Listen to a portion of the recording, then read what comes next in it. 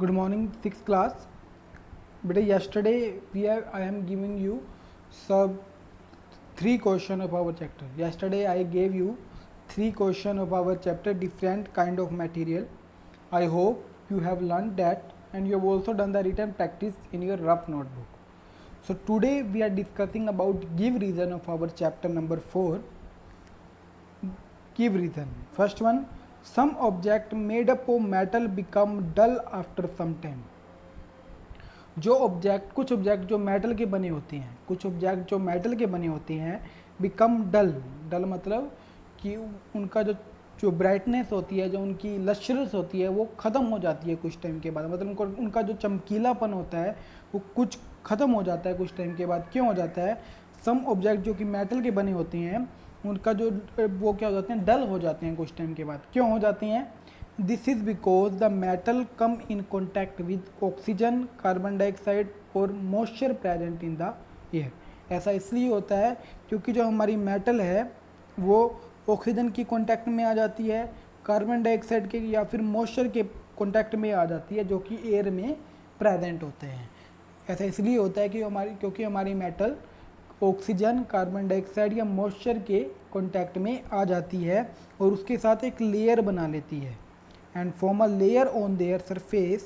This formation of layer on the metal surface make it appear dull.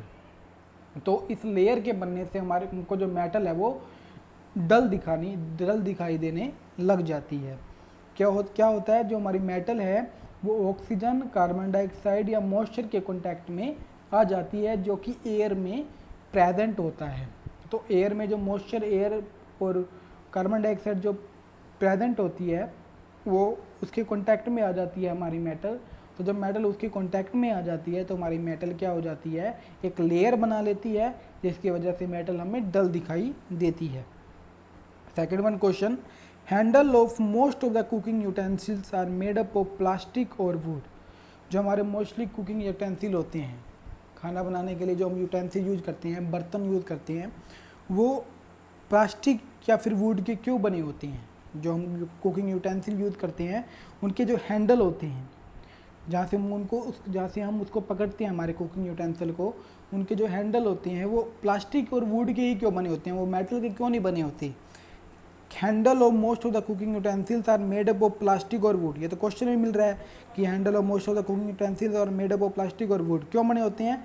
So that, ताकि heat can not pass through it, ताकि उनमें से heat पास ना हो, and we feel cool, और हमें cool महसूस हो, क्योंकि हम उसको वहाँ से पकड़ रहे हैं, हमारे कुकिंग यूटेंसिल्स को हम वहाँ से पकड़ रहे हैं.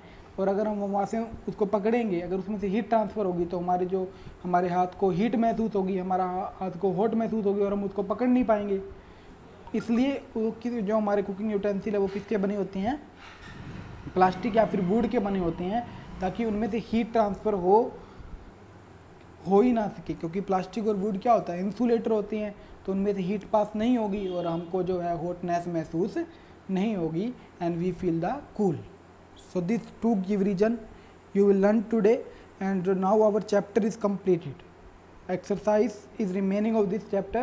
So tomorrow we will discuss about exercise of this chapter, and day after tomorrow I will take test of this chapter. Okay students, हमारे इस चैप्टर के क्वेश्चन आंसर हमने कर लिए हैं, तो कल हम इस चैप्टर की एक्सरसाइज और चेक पॉइंट्स के बारे में डिस्कस करेंगे, and day after tomorrow I will take your test. Okay students, so learn it and do the written practice in your rough notebook. Okay, thank you.